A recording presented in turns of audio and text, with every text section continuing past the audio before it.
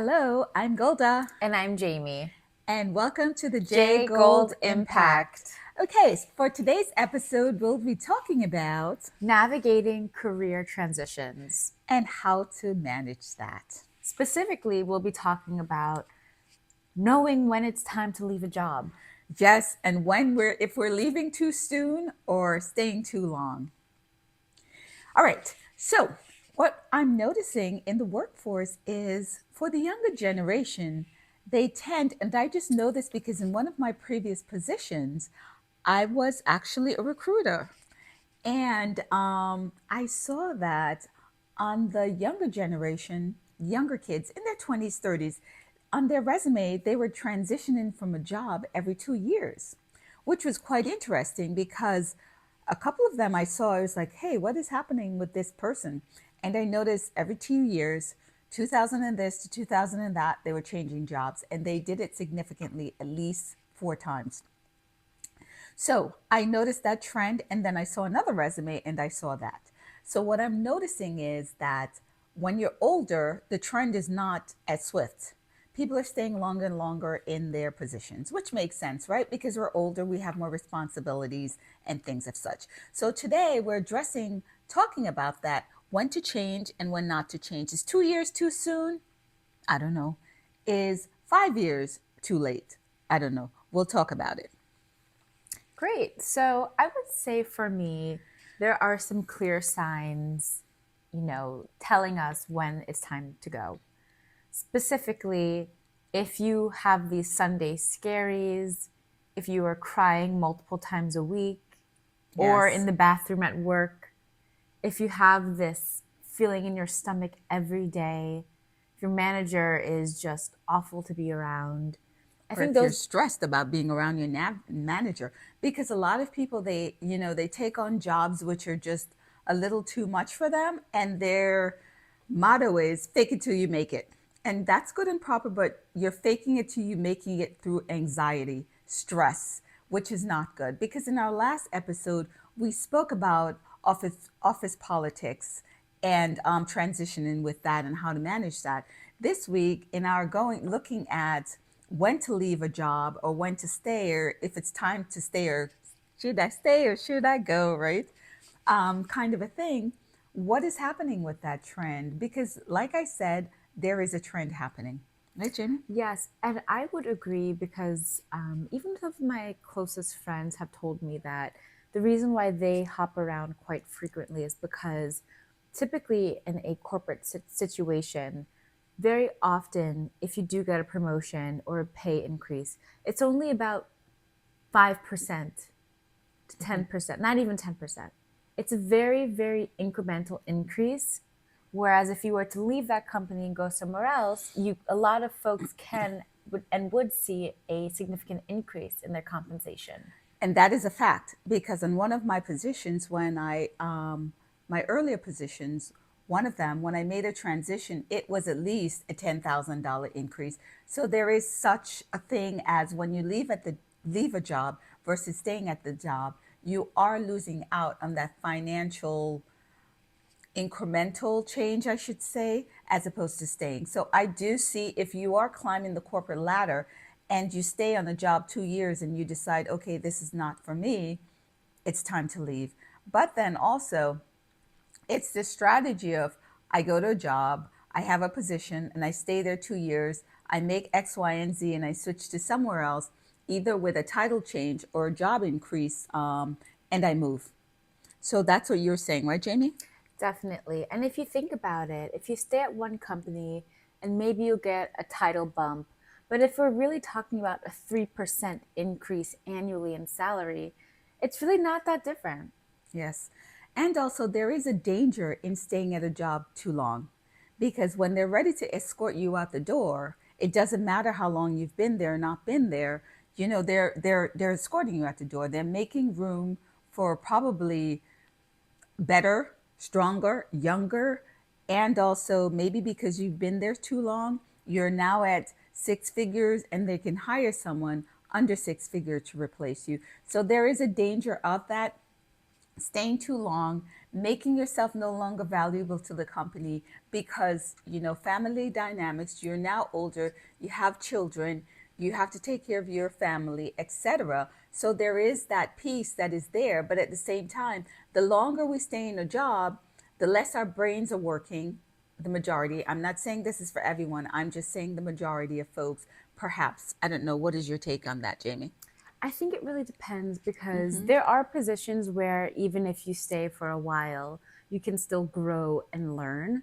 But for me personally, I know it's really time to leave a job when I don't feel that growth. I don't Mm-hmm. feel challenged. It just Mm-hmm. feels like every day is the same and I'm just feeling complacent. Yes. So, in what I'm hearing, we're saying that when it's time to leave a job, one, you get the position, you're faking it to make it, you're anxiety ridden.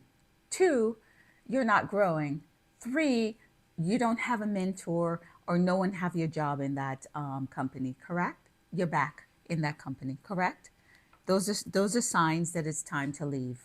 And another sign that it's time to leave also is after you've been there 2 years, do you feel like you can transition into a new role, something a little better, taking a step up in terms of managerial roles and things like that? So if that is not the case, it's time to leave because after 2 or 3 years, there should be more responsibilities.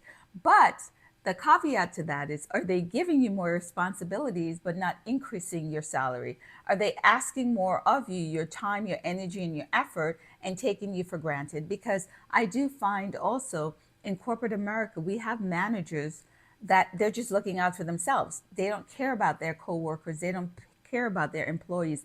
It's just about, okay, Golda, it's 5 o'clock. Bye. I'll see you tomorrow. And you're still there till 7 o'clock. And this is happening sporadically over and over and over again. And it's like, no, it's time to leave.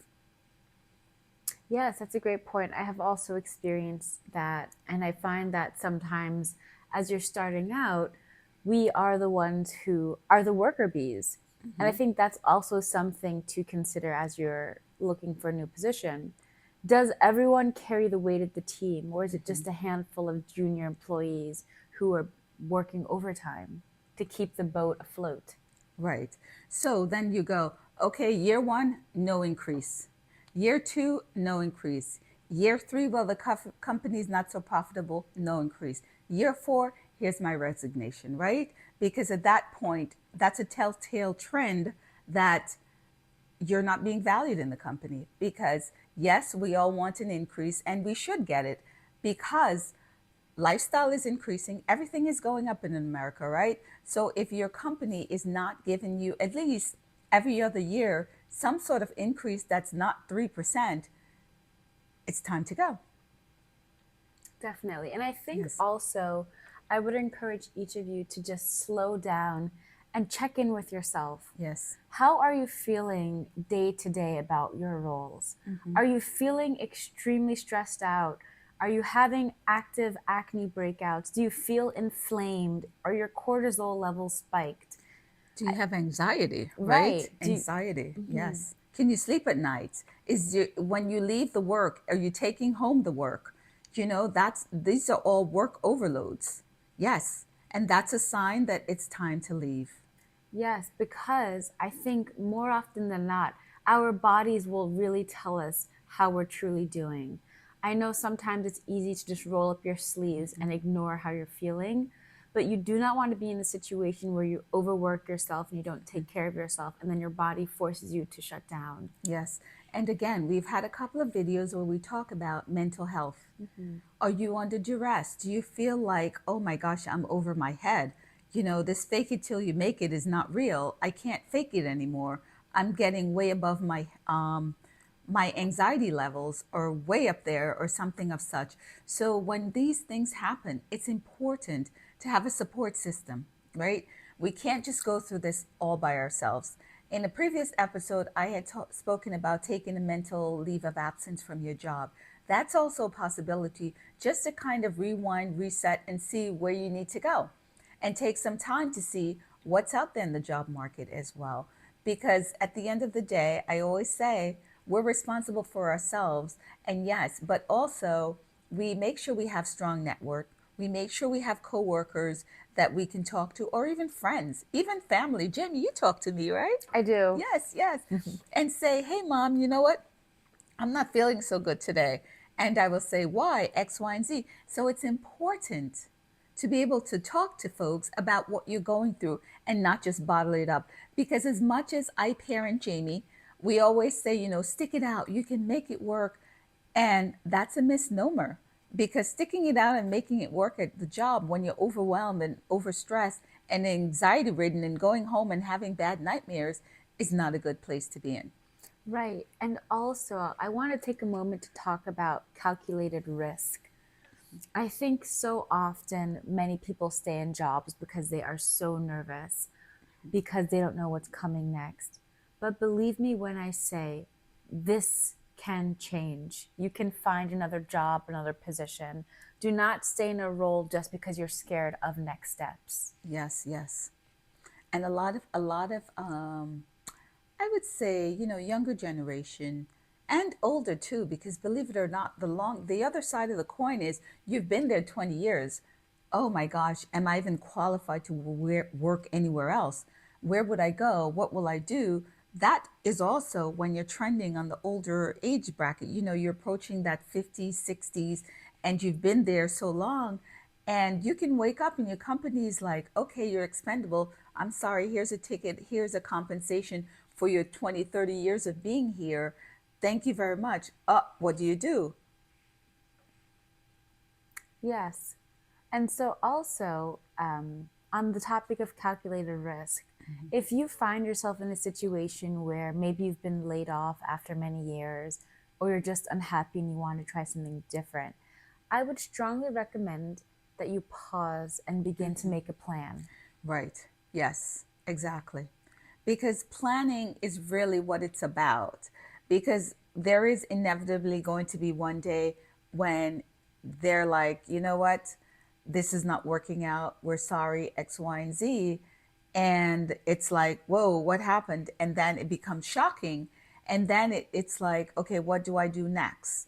And that's where the importance of having that support system comes into play, because there are people, even if it's your first time it happened to, or your second time, there are things that you can do to navigate this stress, and part of it is just not sitting in a bubble and being by yourself. Yes, and when I say make a plan, I mean really sit and think about, okay, if money didn't matter, what would make me truly happy? What are some opportunities that I've passed on in the past, or things that excite me? Make a list and find what feels right for you. Yes. Yes. And also, if the other side of it is, I need to find a job right away. Okay, the plan is, what can I do? A, B, C, and D, get my resume together. Oh, which by the way, your resume should always be on the ready. Always be on the ready. It's one of these things where if you stay at your job for 1 year, your resume should reflect that new job. If you stay on your job 10 years, your resume should reflect that. So always have your resume ready, because you never know what's going to happen. What do they always say? Pack light. And we say pack light because your job is not your home. So you never know from day to day what is going to happen. So you should always have everything ready. Every time you do a new position, or you have a new position, update your resume. And also go on these job sites and see what's out there. Even if you're happy, it's always good to look. You always want to just look to see what's out there, because you never know. There could be something that's your dream job. And because you're sitting in this job and everything is okay, you're letting that pass. Right. And also, there's nothing wrong with picking up the phone and sharpening your interview skills. An interview and conversation, it's not a job offer. Yes. Sharpen the skills and the tools so that when you need to use them, they're available to you and you'll feel comfortable. Yes. And also, believe it or not, the more interviews you have, the better you become at it, right? Because it's one of those bigger, stronger, better, faster. You know these things, and you go and you go and you do it. So even if you do the first 5 interviews and you don't get an offer, okay, that job was not meant for you. You keep going and you keep going, because at some point, someone's going to say yes. You can have 20 no's, but there will always be one yes. And you have to give yourself time. Yes, and even if you're not actively job searching, I would still suggest answering the phone, right? Mhm. Speaking to recruiters, getting a stronger foundation as to what's out there because there's nothing wrong with exploring. Yes, and as you move up in your job and your position and you gain more skills, also put that on your resume and also do feelers. What is out there? What am I now good at? If that's the case, and now I've learned this new skill and I can leave this job and get a new job and get, I don't know, say for example, $10,000 more. Hey, is it worth it? That's what Jamie's saying, the opportunities, right?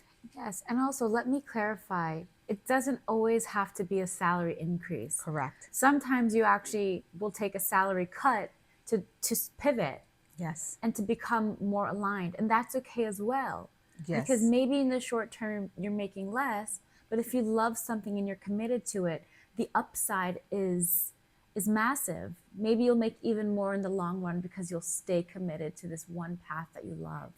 Yes, and also sometimes you take a pay cut to have a better work-life balance. Right. Because at some point, work can be stressful, for a lot of us. It can be anxiety ridden, and we're still there faking it till we're making it, but at the same time, at what cost? So sometimes take a pivot, take a step back, and take a job cut or go look for Salary something cut. that, yes, oops, It's okay. take a salary cut just to see, because you know what, you just never know. And I always stress, and we always stress, that mental health piece of having that great mental health balance and also that work life balance. And sometimes it means you have to take a step back. You're moving too fast, you're too young to absorb all of these positions and all of these, what do you say, things that come your way. And sometimes we don't have to run so fast all the time. It's okay to take a step back. It's okay to take a breather. It's okay to take that mental stress time off from your job because you're just at that point where you just anxiety ridden, you can't. It's okay. And in America, we tend to always want to climb that corporate ladder and say, you know what? I need to get to this by age of that. I need to be here by age of 40. I need to be VP by the age of 50, etc. And in the end, we're the ones doing it to ourselves, right? We're the ones pushing ourselves mentally. No one's out there saying, "Oh, Golda, you need to be VP by the time you're 50," or "Golda, you need to be, I don't know, COO, Chief Operating Officer by the time you're 60." Who's saying that? No one's saying that. We're doing it to ourselves. So, mental health and making sure that we have a good work life balance goes hand in hand to our excelling at our jobs. So, getting back to our topic on when to leave and when not to leave, that depends, right? Yes, but also let me clarify because when you say that you're doing it to yourselves, I want to clarify that's not always the case. Yes. Oh, yes. Sometimes we are just conditioned because people don't know that there is another way outside of working and working. Well, isn't that doing it to I ourselves? think, but what I'm saying is, I think it's important to have these types of conversations so that people can even be aware that there are other Yes. paths Yes. because we're so conditioned in this country to work hard no matter how you're feeling. But Yes. we're here to tell you your feelings do matter. Balance Absolutely. is so important. Critical, because that would help us in making the proper decisions that pushes us towards a healthy work life balance. Right. Yes. And so, with all of that said, leave us a comment below. Yes. Are you in the phase where you are putting your head down and working, or are you trying to find more balance? Is there anything we can support you with in this journey? Let us know. Yes. Let us know, because we'd love to hear from you. And like I said, you're hearing from one experience, a younger person, to my experience, which is an older person, and also how we're navigating through this work life balance, and also when is the right time to leave and when is the right time to stay. Again, we'll preface by saying when it's not healthy, when you're anxiety ridden, when you're feeling overwhelmed, it's time to go. Okay, so thank you. So please like, subscribe, and hit the notification button. And we look forward to hearing your comments, and we will see you again. Yes. Thank you. Bye. Bye bye.